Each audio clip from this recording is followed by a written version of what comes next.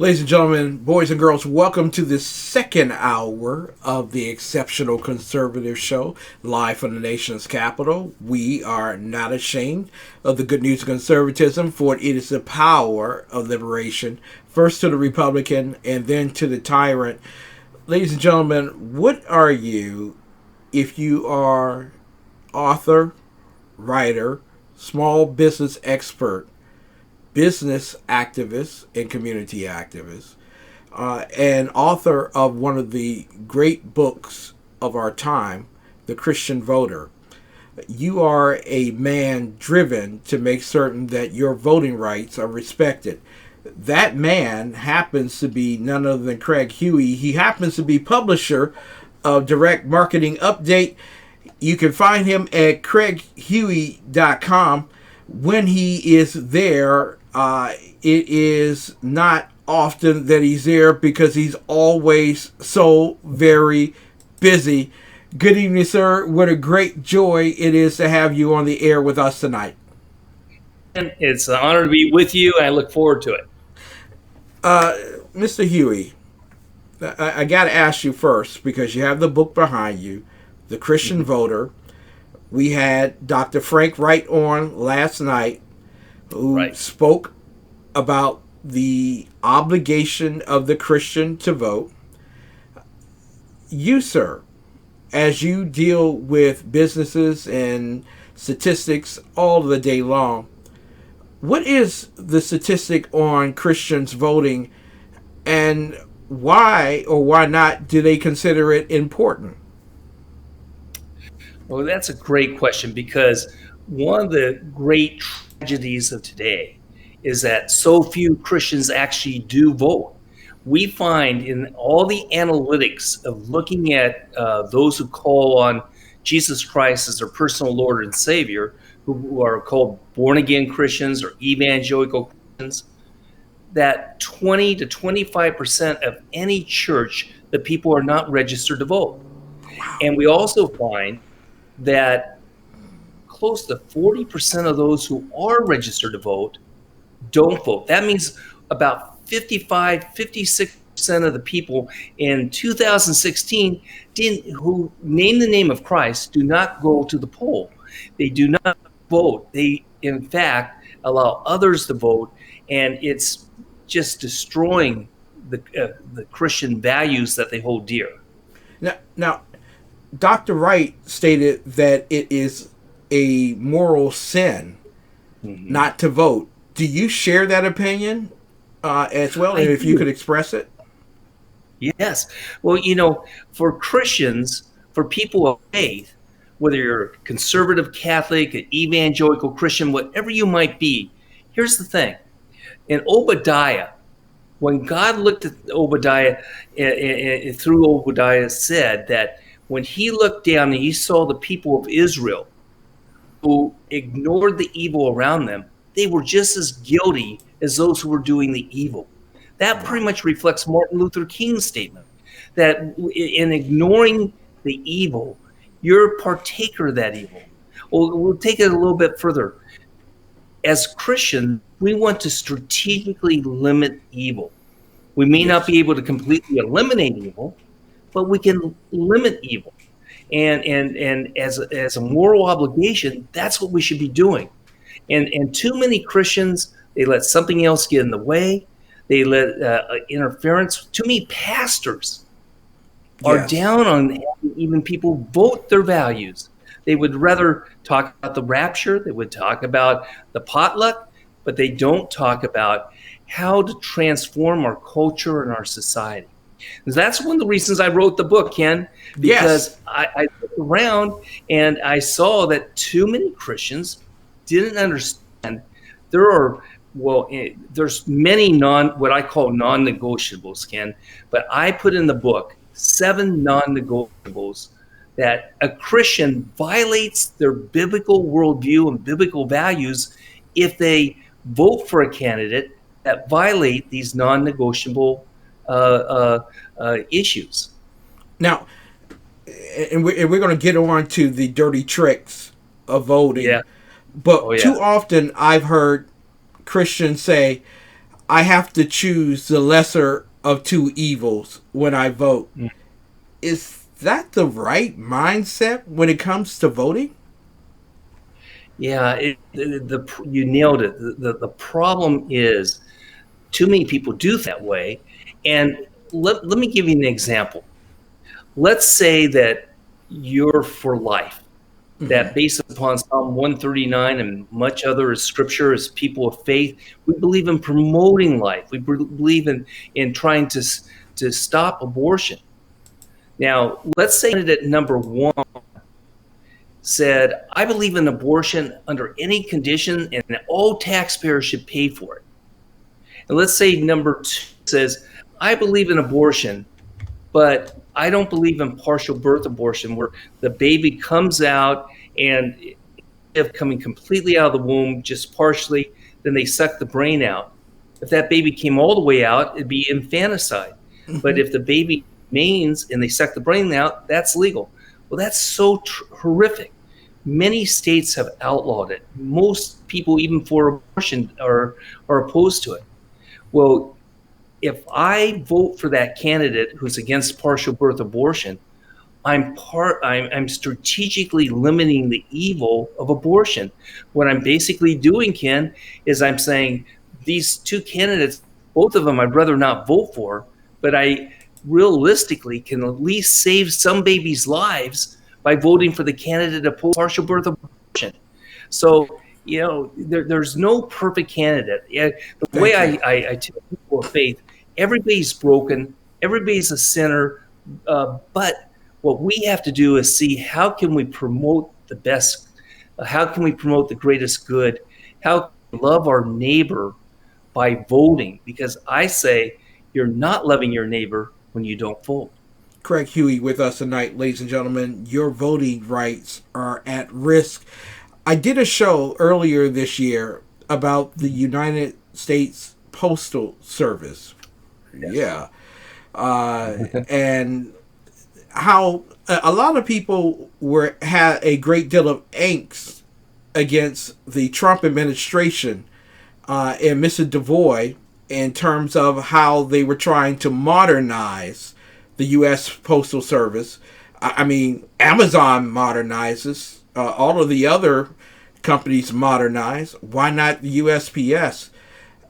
But the biggest stickler against modernization, it wasn't the equipment, it wasn't the money because they got billions of dollars. It was the postal unions. If you could speak to the masquerade that's put on by the Postal Service regarding the voting process.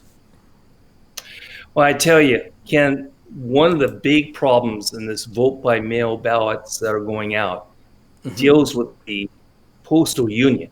So let's take a look at this whole issue. There was a lot of rallies, a lot of protests, a lot of news that the Postmaster General, because of Trump, was trying to destroy the postal system. That's not the case. The postal system is $68 billion in debt. $68 billion. Good It God! cannot exist this way. And it needs to have a bailout. And the biggest problem with the postal system is that it's a monopoly, and it's Yes. controlled by the union, which is a pro Bernie Sanders union. Last two elections, they've endorsed Bernie Sanders. They're now endorsing Joe Biden, and the union hold on this has stopped innovation, has stopped efficiency. It allows for feather bedding. It is a mess. And their complaints have been, well, stop. The postmaster wanted to stop some of the millions and millions of dollars being lost every single month because of overtime, and the unions just started screaming, "Stop!" But it was the smart move. We have to make some big fundamental changes in the post office. Part of that's opening it up to competition. But right Yes. now, during this election, the post office is going to be a major problem, not because they can't handle the mail. That's not the case. It's that some of the postal union members, they're not accountable. I've mailed over 1 billion direct mail pieces for my Mm-hmm. clients in my ad agency. Yes. So I've made multimillionaires out of marketing and using the mail, and so I know it very, and I have to deal with it on a daily basis. And I can tell you that there are postal workers right now. If you Google it, you'll see one postal worker after another that they get overworked, they get lazy. What the thing is, they're dumping mail. Yes. They have found ballots being dumped. They have found them in the trash can. They found a variety of things. That's not because of somebody manipulating the election. It's because the post office is so broken and corrupt. And when the mail goes out, some people are not going to get their mail-in ballot. And then when they mail that mail-in ballot in, some of the voter registration offices are not going to get the ballot because it's going to disappear in the mail stream because of this dumping. And much of it is going to arrive 7, 10, 12 days after the election. Now, This is one of the most historic election nightmares we've ever seen. It's because of the postal monopoly. Mr. Huey, there are people who are listening to you tonight on the left because a quarter of my listenership happens to be leftists out of Washington, D.C., and they're saying Yes. to you, you and Donald Trump and Mike Pence, you're whining and complaining about the Postal Service. Why don't you just send them a check for $68 billion and we would solve the problem? What say you, sir? That would be unethical and immoral to bail out a failing system. The system is broken. It keeps losing billions of dollars. The answer isn't to force the listeners. I don't care if you're liberal. I don't care if you're conservative. I don't care if you're Republican. I don't care if you're Democrat. You should not be forced to pay for inefficiency.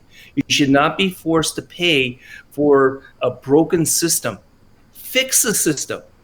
That's what we need to do. Don't bail it out. That just doesn't solve the problem. That basically is like giving more drugs to an addict. We've got to stop this overspending of the post office, and you don't do it by giving them money and billing them. You know, even with all of their issues and their problems, I still get 2-day mail in 2 days. Yeah. Why do we have to extend the voting deadlines when if you mail it on Saturday, it should get there on Tuesday? You understand what I'm saying? Why are we I do. doing this? Yes. Well, here's part of the reason, but I don't think it's justifiable. So, Ken, 2 to 3%, maybe in some areas 4 to 5%, will not arrive. They'll disappear. Also, Wow. you have another 2 to 3 to 4% that will arrive in 5 days, 10 days, 12 days. That's why I'm telling people if you're going to mail in your ballot, you need to mail it in about 10 days in advance just to be safe that's going to count. And so when we're talking about, yes, the first class mail, most of it gets there, but not all of it gets there. And so what the Democrats are saying, and they've got an army of lawyers, and it just went to the Supreme Court in one case, the state of Pennsylvania, critical swing state, and they passed a law that's going to help ballot harvesting. It's going to be something involved with a lot of voter corruption. Yes. And they said is that a ballot can arrive 3 days after the election and still count. And it doesn't even have to have a postmark on it to verify it was mailed in that time frame. The second part of it is that some states, 10 to 12 days, they'll still count it. And this is leading to a lot of corruption. This ballot harvesting is one of the key reasons why they want to do this, because they can manipulate the upcoming election. You know, I was reporting about 3 weeks ago, and I hold this up for the world to see, ladies and gentlemen, not to hide my beautiful face, but to show you my absentee ballot that was mailed to me without my request. I didn't ask for this. Right. And there have been those who have gone to vote in certain precincts, you know, the liberal ones, certain liberal precincts, and they stated, you have to show me proof that you didn't vote this way in order to vote today. Is this one of those dirty tricks that they're trying to convey to conservatives like me to stop me from voting? There is a lot of misinformation, and you're going to get a lot of misinformation. Um, let's step back a second and think about these mail-in ballots. Yes. Everybody's got them. The voter rolls are so dirty of people who have died, people who have Yes. moved, people who the son or daughter may have moved out of the house. People are getting ballots of people who have been gone and they moved in 5 years ago, and the old owner of this is getting it. Um, and here's the problem, Ken. If I want to, I can take that ballot, fill it out, and send it in. If I'm a ballot harvester, I can drop that off at the polling booth. And in California alone, take just California, 344,000 ballots of dead people, people who have moved, people who have no longer children in the home, but the children get the ballots. 344,000 have been mailed out, and you multiply that by all the different states, it's a disaster. And even who gets it? Some states you don't even know who actually gets it. Can I show you something here? Sure. This is ballot too. Yes. And one of my copywriters at my business, at my ad agency, I said, hey, Kelsey, why don't you see if you can register online and how easy it is? See if they verify that you're a citizen. See if you. So you know what she did? She signed up her dog to register at her office. And we have been through the last 2 elections getting the ballot for the dog. That's not legal. Second, we're getting an office address. That's not legal. And that's just Wow. registering online. In fact, I moved my office because of the economic policies of the state of California out of California, and we moved everybody to Tennessee. Great. This ballot followed us to Tennessee for me to send in if I wanted to do something illegal. I haven't. Uh, uh, this is multiplied. And that's why when they say, let's do the vote by mail ballot, it's leading to the potential of a lot of corruption. And when they're talking about doing it with the ballot harvesting, that's where one person can collect as many ballots as they want. Ballot harvesters can collect as much as 400, 500, 600 ballots, bring it to the voter registration, drop them off, or mail them if they want to, and nobody knows who they are. And that's going on in 28 states legally, and it's going on in about 20 more states kind of undercover. And they're trying to stop it, like in Texas. They found it being done in Texas. It's just the judicial activists on the Arizona Supreme Court and the problem we have with the U.S. Supreme Court on 4-4. They allowed it in Arizona. It's all over the United States. And it's going to make this election have less integrity than it should. You know, you speak of the Supreme Court, and we're talking with Craig Huey tonight. What a tremendous honor to do so. A tremendous author. That great book behind him, The Christian Voter, I'm going to recommend wholeheartedly you order that tonight. Give it to your pastor so he can preach on Sunday morning so everyone comes out to vote. There's no excuse. Awesome. You know, if God calls us his elect, I think he's into voting. I really do. But I got to ask you here in terms of the Supreme Court.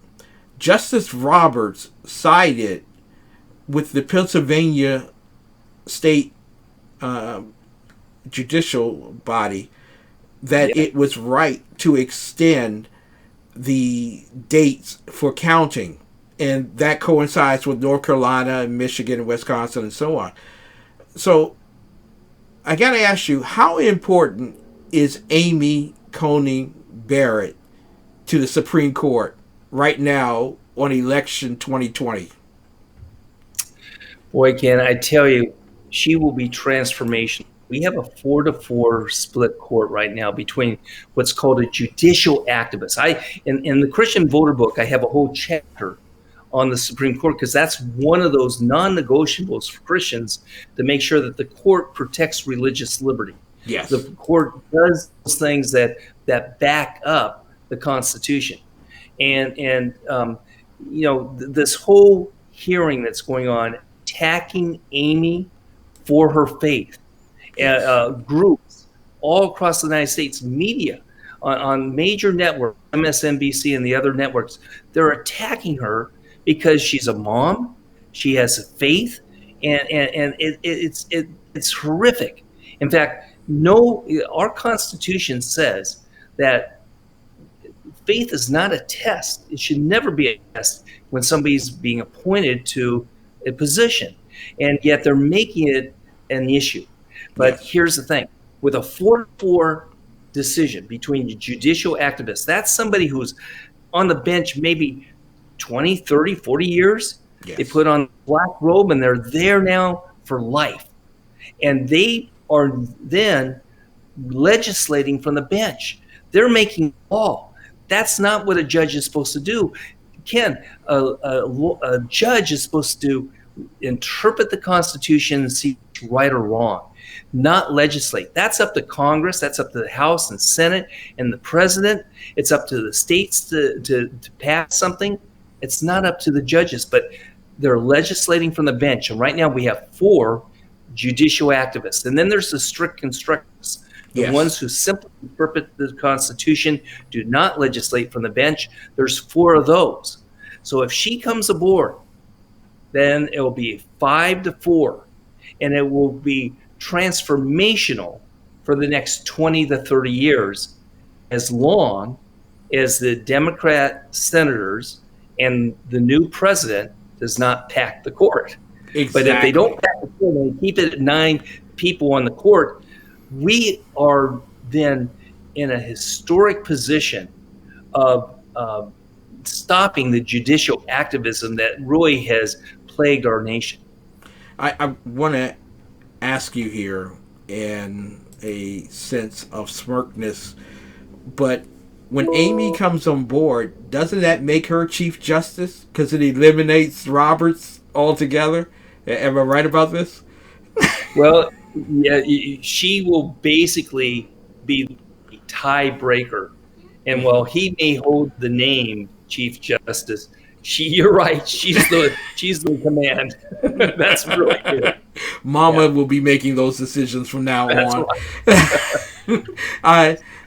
Now, I want to talk with you, since you have the other book, Deep State, and I want people to get that. I want to talk with you briefly because TECN TV will be broadcasting the debate tomorrow night. Yeah. Isn't it crazy that the FBI had the hard drive, the text messages, the emails from both Joe and Hunter Biden, and for some odd reason, even though pornography and child pedophilia is on that drive, nothing was done with Hunter, nothing became of it, including during the period of time for the impeachment. What say you, sir, about the deep state at the FBI and the DOJ? So, I wrote the book, The Deep State, because a lot of people don't understand what the deep state is. And the deep state just is infested the federal government and other government agencies as well. And the intelligence agencies like the FBI, CIA, NSA, all these intelligence agencies have been part of this deep state conspiracy that has told lies about President Trump, has tried to undermine every type of policy, every type of domestic policy, that there's some type of resistance. Now, it's not just the intelligence agencies. For example, in HUD, for example, in the Department of Energy, all the different departments where there's these bureaucrats they call what's called resistance, the Mm-hmm. resistance. And the bureaucracy has always been here. And the Yes. bureaucracy always does two things. One, it protects itself at all costs. Number two, basically what the bureaucracy will always do is try to get more money and more power. Money and power in protecting itself. Under Obama, when he came in, he did something that was different than any other president. What Obama did was he brought into Washington, D.C., ideologues. Yes. They weren't people trying to get power and money. They weren't trying to protect the different bureaucracies. They were trying to transform our society, transform our economics, transform politics. They were using the government to be able to try to make political change. And so this has been a whole new aspect to it of hundreds of thousands of people who are ideologically driven. And then Trump, who does not listen to the lobbyists, Trump, who does not listen to the bureaucrats, Trump, who is his own independent thinker, he comes along and he looks at things which are basically to drain the swamp. Yes. And draining the swamp, he's destroying the bureaucracy. He's downsizing the bureaucracy. And they fought back. They fought back so hard. And they're still fighting back. And they're still trying to use their government positions to work for Biden, use the government positions to undermine Trump and credibility. And so when you see this whole thing with Hunter Biden, I mean, this pay-to-play corruption that goes on, not just with Biden's, but so many people in Washington, D.C. This is something they're trying to protect and hide. That's what the FBI has been doing, protecting, having a double standard, not an agency that's trying to promote justice, not an agency trying to promote law and order, not an agency that's being objective. It's an agency that's trying to protect an ideology. And so my guess is that when truth finally comes out, those FBI agents that were sitting on that computer, they were sitting on it, that they are also registered Democrats involved heavily in the Democratic Party. They are ideologues, just like the leadership of the FBI was.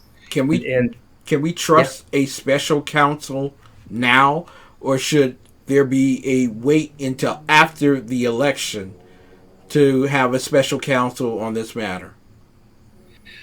Well, that's a good question, Ken, because the $30 investigation with lawyers who could not be honest, I'm not sure. I know a lot of people would like to see that independent counsel, and I could argue that you should probably have it now, not knowing if Trump's going to get elected or not. Let's get the ball rolling, because there never will be justice if Biden becomes president. That will be all cut up, and they will not let any type of thing come out. So this is the time to do it, and an independent counsel gets everything in motion where it's much harder to stop. So, and for those reasons, I can see doing it. For the fact that you're dealing with the government, the Department of Justice, you're dealing with people with careers like in the Mueller investigation, it was the worst of the worst anti-Trump, pro-Hillary Clinton Democrats that were running this, and objectivity. There's no objectivity there. None whatsoever. Mr. Huey, in finality, you've been in politics, in business for a long period of time. You know the media has been duping those polls for, Yes. I mean, when you had Joe Biden up by 15 points last summer, you got to be kidding.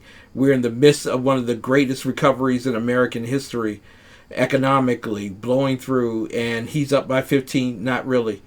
But there are lots of conservatives and Republicans out there who are afraid to vote now because they believe it's already over. 30 million people voted.